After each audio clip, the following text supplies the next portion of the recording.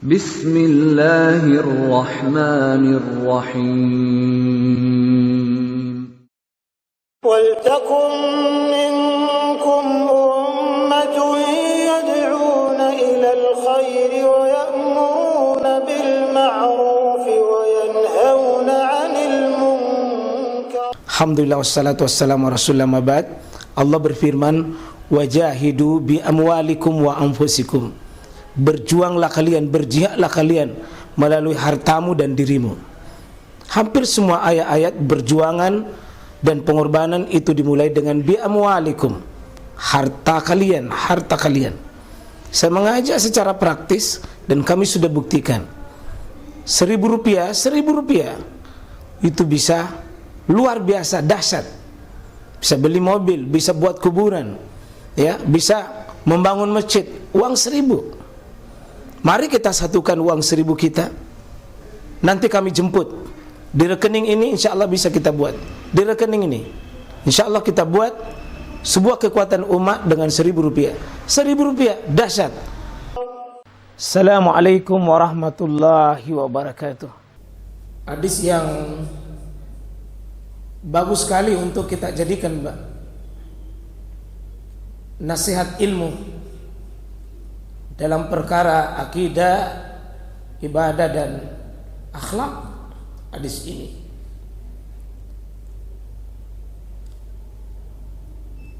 An Sumayyi Maula Abi Bakri ibni Abdurrahmani ibni Al-Kharis ibni Hisham An Nabi Solih Sammani An Nabi Hurairah. Ya, kita tidak perlu urai siapa itu Sumayyi.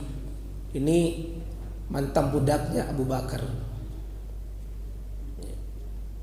Kalau sudah disebut maula, itu budak dulu dimerdekakan. Kemudian bersambung kepada Dirahman ibn Haris ibn Hisham An-Nabi Soleh As-Sammani. Ini biasa disebut Zakwan. Zakwan ini nama gelarnya.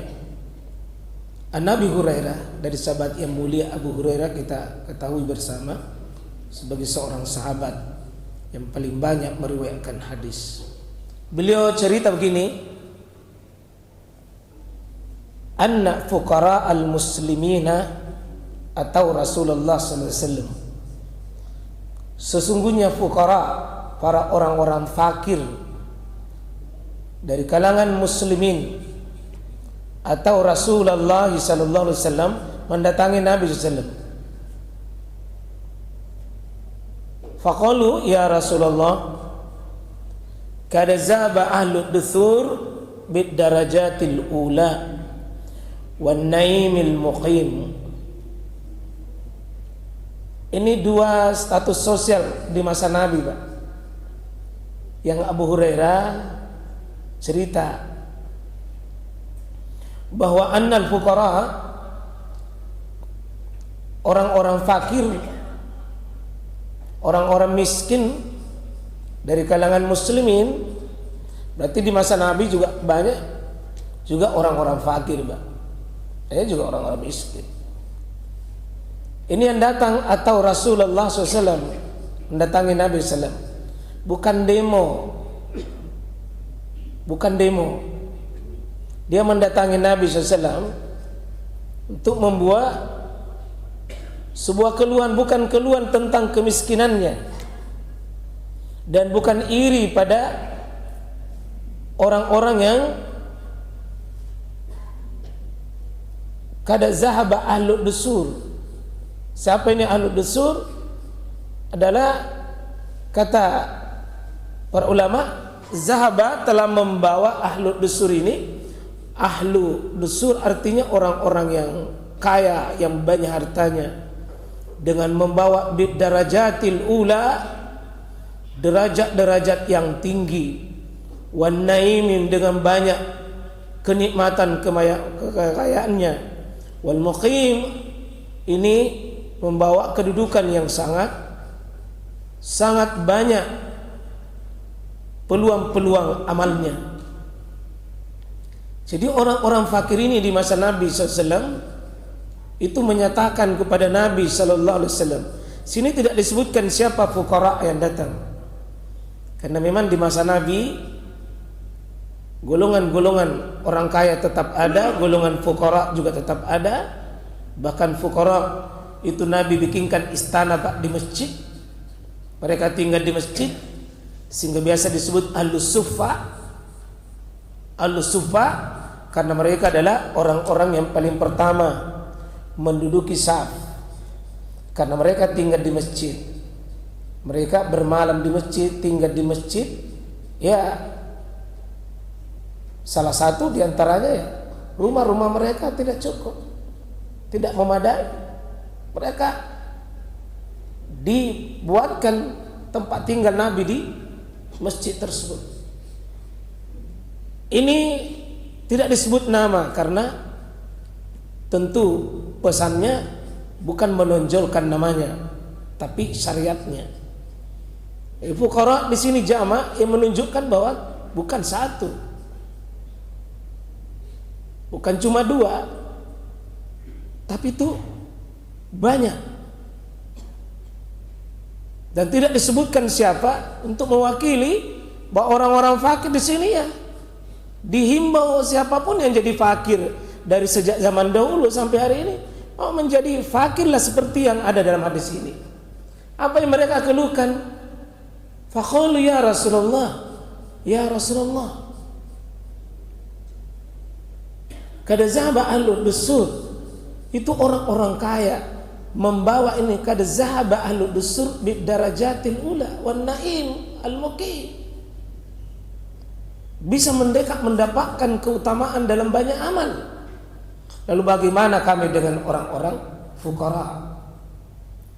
Yang dia keluhkan di sini bukan saya miskin, bukan karena saya kekurangan, tapi dalam hal saya khawatir kekurangan dalam hal pahala-pahala, saya kekurangan dalam ibadah. Itulah sahabat orang-orang yang sudah disentuh hatinya. Bukan bicara tentang kekurangan tentang dunia, tidak. Mereka tidak iri dan tidak cemburu kepada orang kaya dalam hal keutamaan duniawi. Tapi sahabat yang dibina wahyu ini, sahabat-sahabat yang mulia, tidak merasa hina dengan kefakirannya. Cuma mereka khawatir kalau orang-orang kaya itu dengan segala peluang amal solehnya, orang-orang miskin ini khawatir mereka tidak mendapatkan peluang sebagaimana orang kaya di masa Nabi SAW. Ini seharusnya tertanam bagi kita, bahwa kekhawatiran kita itu bukan kehinaan dunia, bukan kerendahan dunia, tapi khawatir apa yang bisa didapatkan orang kaya kita tidak bisa mendapatkannya. Itu kekhawatiran tentang akhirat, tentang akhirat. Jadi sahabat-sahabat yang tertanam dengan ilmu melihat kepentingan akhirat itu kepentingan yang dipermasalahkan, Mbak. Mereka khawatir, cemas kalau mereka tertinggal dengan dunia dalam perkara akhiratnya. Tidak mereka sedih dengan perkara dunianya, karena sesungguhnya kemuliaan dan kehinaan sahabat tahu tidak diletakkan pada harta tersebut. Asyarafu, kemuliaan itu laisa fil ghina wa laisa fil fikr, tidak dalam kekayaan dan tidak dalam keadaan kemiskinan. Tidak, kehinaan bukan karena kemiskinan, kemuliaan bukan karena kekayaan. Tapi coba lihat para sahabat,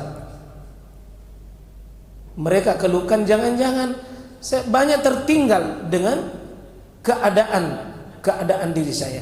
Lalu Nabi bertanya, coba lihat Pak, Nabi sebelum memberikan jawaban memperjelas, wa maza, kenapa memang bisa terjadi begitu, apa yang Anda khawatirkan, kenapa bisa?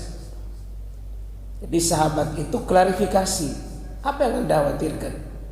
Qalu, sahabat yang datang kepada Nabi SAW itu, keadaan orang-orang kaya itu yusalluna kama nusalli. Kami ini yusallun, mereka salat, orang-orang kaya, kama nusalli, sebagaimana juga kami salat. Berarti sama. Kami salat, mereka salat. Sama. Wa yasumun, mereka juga berpuasa. Kama nasum, sebagaimana kami berpuasa. Salatnya sama, puasanya sama. Wa yatasaddaqun, mereka bisa bersedekah. Tapi kami wala natasaddaq, kami tidak bisa menyamai mereka dalam perkara sedekah. Salat kami gencar, mereka juga lakukan. Puasa kami lakukan, mereka juga lakukan. Lalu status kami nanti di hari kiamat bagaimana? Wa tasaddaqun, mereka bisa bersedekah. Dan ini kemuliaannya orang kaya, Pak. Ini kemuliaannya orang kaya, ujiannya orang kaya adalah bisa bersedekah. Ini bisa bersedekah. Sementara kami wala natasaddaq, kami tidak bisa bersedekah. Dan ini kemuliaan orang kaya.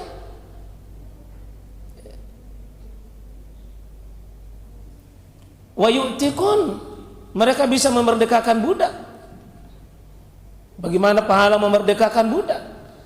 Lalu kami ini wala wala nu'tik, kami ini tidak bisa memerdekakan budak. Berarti kami sudah kalah dalam ibadah perkara tentang harta. Apa jawaban Nabi tentang masalah itu? Bagaimana Nabi mendidik sahabat? Bagaimana Nabi memberi jawaban yang lembut? Faqala Rasulullah SAW, maka Nabi berkata kepada sahabat al-fuqara tadi, afala u'allimukum syai'a, apakah ingin aku ajarkan kepadamu sesuatu, tudrikuna bi man sabaqakum, kalau kamu amalkan ilmu ini, kamu bisa mendahului, kamu bisa mendapati apa di depanmu. Kamu tidak tertinggal dengan apa yang ada di depanmu. Orang-orang kaya yang bersedekah, kamu tidak ketinggalan. Orang-orang kaya melakukan memerdekakan budak dengan ibadah hartanya, kamu tidak ketinggalan. Kamu bisa mengalahkan mereka. Wa tasbikuna man ba'dakum, dan kamu bisa mendahului apa-apa juga yang sebelummu. Artinya di belakang pun Anda bisa dapat. Yang kau khawatir kalau itu yang kau cemaskan. Kalau Anda tidak bisa bersedekah, Anda tidak bisa melakukan ibadah-ibadah tentang harta, wa al-fuqara, apa kata Nabi sallallahu alaihi wasallam? Wala yakunu ahadun afdala minkum, dan tidak akan satupun yang bisa menjadi mulia daripada kalian kalau Anda amalkan itu. Illa man sana misla ma sanatum, kecuali ya bisa berbuat seperti apa yang kalian juga lakukan. Itu yang menyerupai amalanmu. Jangan khawatir kalau itu, khawatirkan dengan sedekahnya orang kaya, hajinya orang kaya, umrahnya orang kaya, fadilah-fadilah orang kaya dengan hartanya. Jangan khawatir, orang miskin. Nabi tidak menghinakan orang kaya dengan memberikan kutukan orang kaya begini.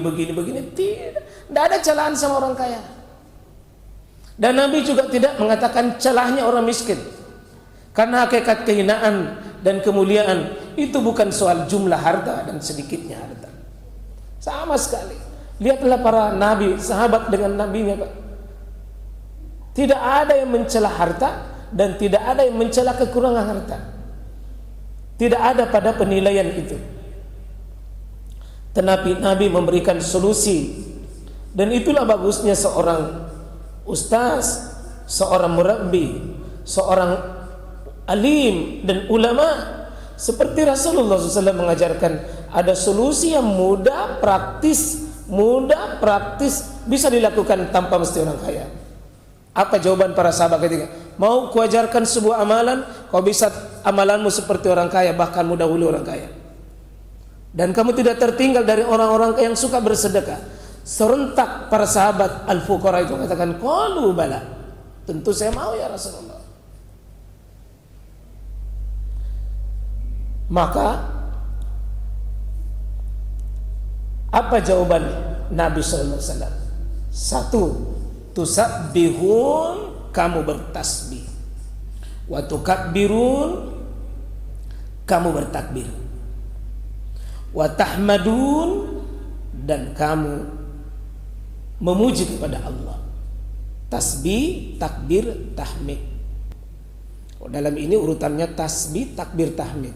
Nanti Bapak akan lihat nanti urutan dalam hadis-hadis yang kita kumpulkan, yang mana saja kita memulai.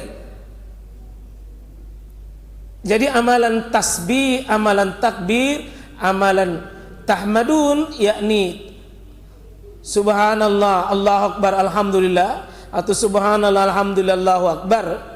Kapan itu? Duburah kulli salatin. Kau baca tasbih, tahmid, takbir setiap selesai salat. Setiap selesai, di sini kulli, setiap sudah salat. Dan inilah tema hadis ini, zikir. Amalan tasbih, tahmid dan takbir ini amalan yang luar biasa, menyamai sedekahnya orang kaya, menyamai pahalanya orang kaya yang bersedekah. Cuma minta tolong nanti ini Pak ya, jangan didengar ini orang kaya suka bersedekah. Nabi bilang ada paling amalan tidak perlu bersedekah, orang sudah dapat. Ini mau minta tolong jangan dipahami sempit begitu. Saya bilang kalau begitu saya kurangi nih sedekah aku ini, cukup saya tasbih, tahmid. Ini kalau Anda mau jadi orang miskin. Kalau tidak punya kesempatan bersedekah, ini amalannya bagus. Dan menyamai itu kata Nabi SAW. Dan kan mudah sekali nih Pak, praktis ini. Subhanallah, apa susahnya? Alhamdulillah, apa susahnya? Allahu Akbar, apa susahnya? Cuma tasbih, tahmid saja. Nabi itu memberikan Pak solusi dari masalahnya yang ringan-ringan, yang praktis saja. Tidak bikin susah hatinya orang miskin dan tidak bikin susah hatinya juga orang kaya. Yang penting apa? Kulli, setiap salat. Nah, di dalam hadis yang lain itu disebutkan salatul maktubah, salat 5 waktu. Ini kalau ini dilihat hadisnya secara umum ini berarti semua salat.